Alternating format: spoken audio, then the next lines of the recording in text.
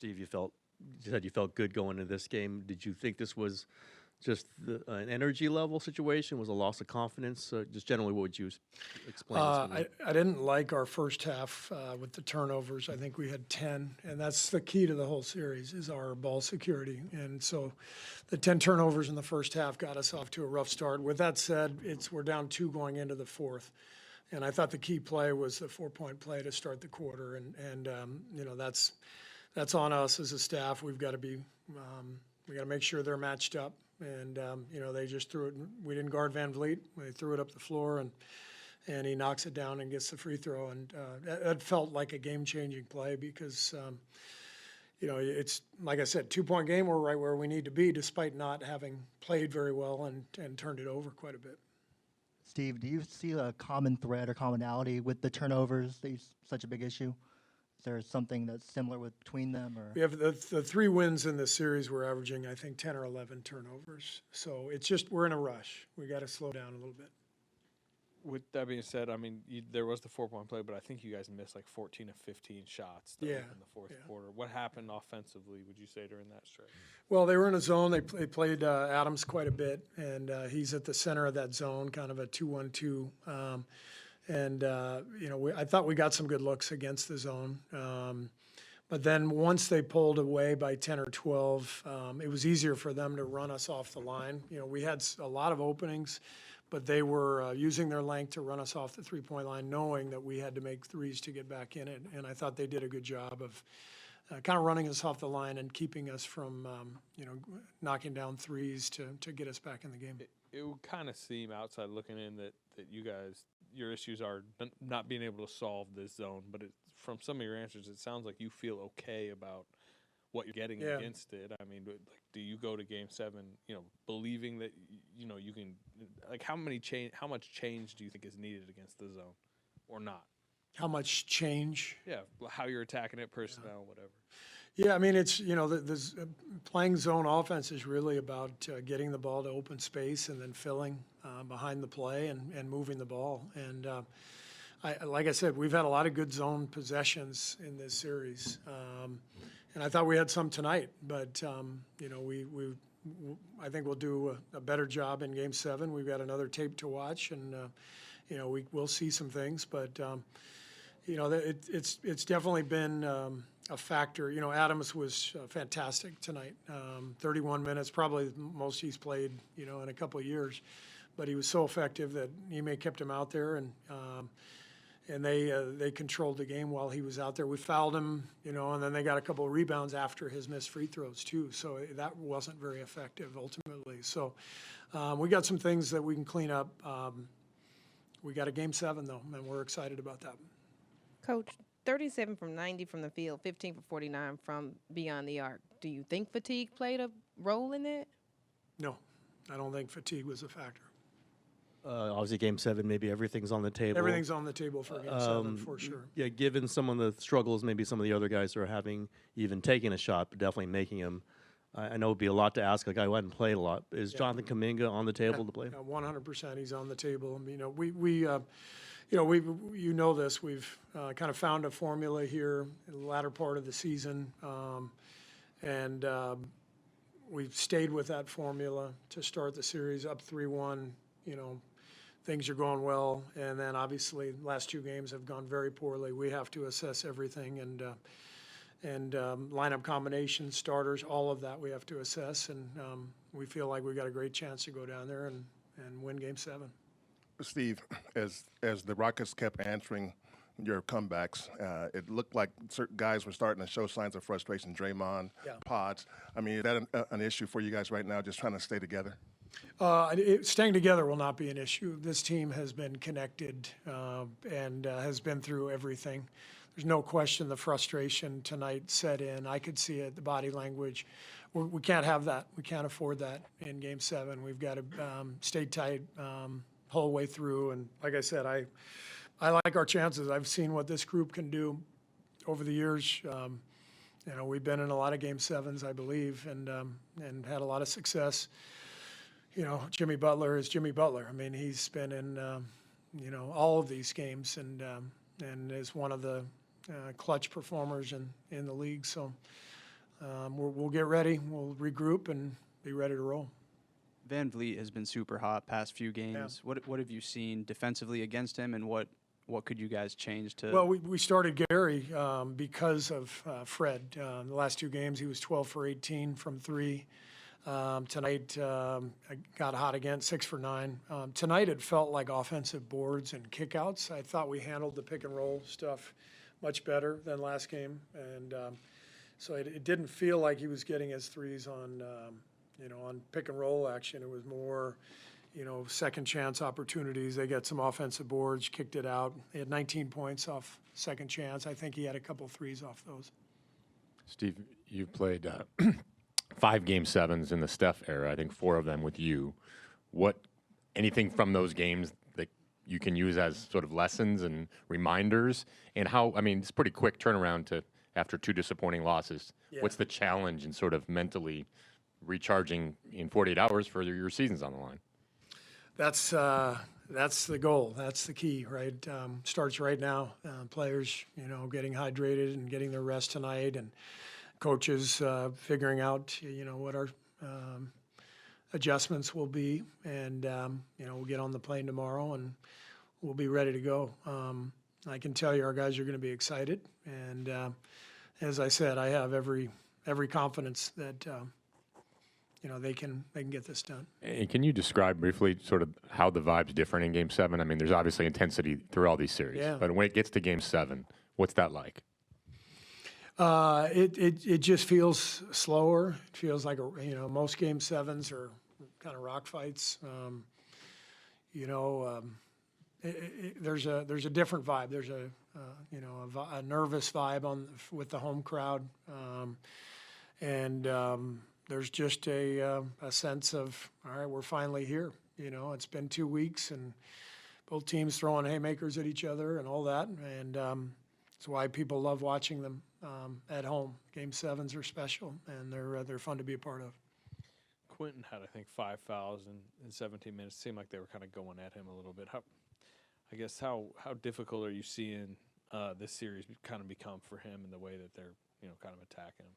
Yeah, I thought he handled himself pretty well defensively in the first half. Second half, he got the 2 fouls, I think late third, early fourth, where he came over to help. He was a half step late, and he got the blocking calls. And so we'll watch the tape, and we'll try to help him out on that. But Quentin's been great for us. This second half of the season, and a very important player for us. And I won't hesitate to put him out there in Game 7 if I think that's the right call. Steve, you told us why you went to Gary to control Fred. Yeah. Offensively, with Gary and Draymond being out there together, potentially some spacing issues, Yeah. how do you think that unit looked? Well, that's the equation for us. We have to make these decisions. Every coach has to make decisions based on offense, defense. Gary has shot it really well. I think coming into tonight, he was 45% from 3. He's been making the corner 3 in this series. So we felt like the gamble was worth it to put him on Fred, and we knew that. Taking Brandon out would hurt us a little bit in terms of flow and playmaking, but that was the gamble we took. I don't think it hurt us too badly, but Fred got going anyway, and so in the end, we have to reassess that one and other decisions as well. Steve, Draymond and Steph have played in 5 of these games each, and then Jimmy has 4. And then on the other side, Game 7s. Game 7s. The other side, they have 4 guys that have played a combined total of 10 Game 7s. From your experience, where does the Game 7 playoff experience factor in the most when you're in those type of games? You mean what aspect of the game? In the Game 7, yeah. Having been through those, when you have that type of experience. There's confidence, belief. I know our guys believe, and they'll be ready to go. Thank you. Does this game kind of show the value of having vets like Fred and Steven who can, keep their composure and, really help put the game away in the fourth? Yeah, I mean, that's always valuable, of course, but full team contribution. Off night from a few guys, and others came in and stepped up, but, obviously Steven was big as far as with Alpi got some fouls and then knocking down the free throws and doing what he does defensively. So it all helps, but good to have some vets as well. Do you believe in like the whole playoff mode thing, and do you think that that's something that Fred has been able to achieve?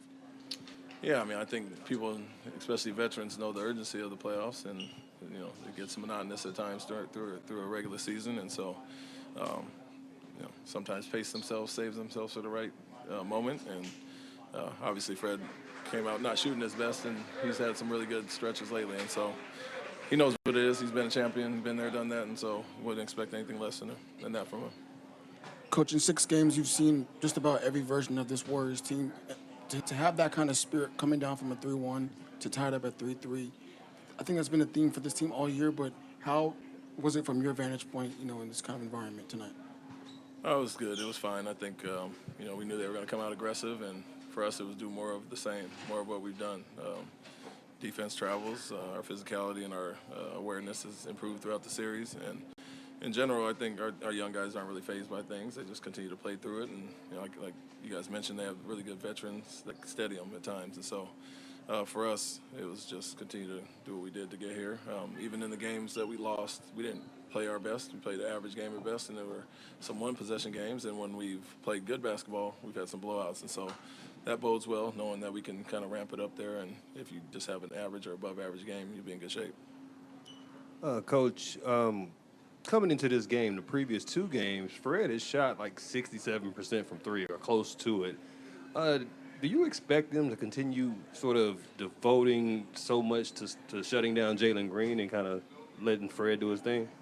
Yeah, we talked about that. We like them on the court together for that reason. They put one of the better defenders there, but guys are really setting screens. I think our pace has been better, and so you're getting a lot more freedom and wearing them down a little bit. So we'll see what they do. They've switched lineups quite a bit so far, but at times it feels like they're going for defensive lineups out there, and then offensive, you can only have a little bit of both. And so Fred's been aggressive, picking on that, and if they do adjust with Jalen, he'll have some freedom as well. You guys really came out swinging in that fourth quarter. What did you like about that sense of urgency that you saw from your whole team? Yeah, we were a little disappointed, that they won the third by 3. We let them score 36. That's way too high for us. And felt we had opportunities to kind of push the lead up like we did in the fourth. We got to 7 or 8 a few times and lost guys on cuts in our zone, or they got offensive rebound. They had 9 second chance points in that quarter. And so we felt we were right there to kind of cracking it open. And, we came out and did that. And after giving up a 36-point quarter, other than the last 10 that some of their third unit got, we held them to 13 in that quarter. So really good bounce back defensive quarter, 1 for 16 at the 4-minute mark. And so did our job there. And then obviously kudos to our vets and Steven for sitting up and knocking down the free throws. And that's where we extend the lead.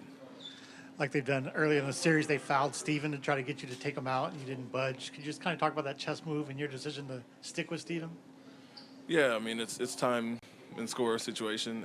We feel, obviously, if you're holding somebody at 1 for 16 and, 4 points or whatever in the first 8 minutes, feel good about our defense. So that's going to sustain regardless of if he made them or missed them, but also helps him get in the rhythm to leave them in. The other night when they did it, I think at the 3-some minute mark, we could go another minute or so before we got him back in, and it was in a tighter game, and so that was the decision that night. But for the most part, confident in him. And like I said, if you're defending at that level, you're not going to take that out and go away from that. Coach, for a long time, we haven't seen teams go zone when Steph Curry's on the floor. Only really box and one has been tried. You came up with this zone. Now it's 2-3, but you have the box and one principles in it. How did y'all come up with that and teach the players it kind of on the fly? As far as I know, I haven't really seen anyone do that before. Yeah, I mean, it was out of necessity when we started playing our bigger lineups and playing against some teams with small ball.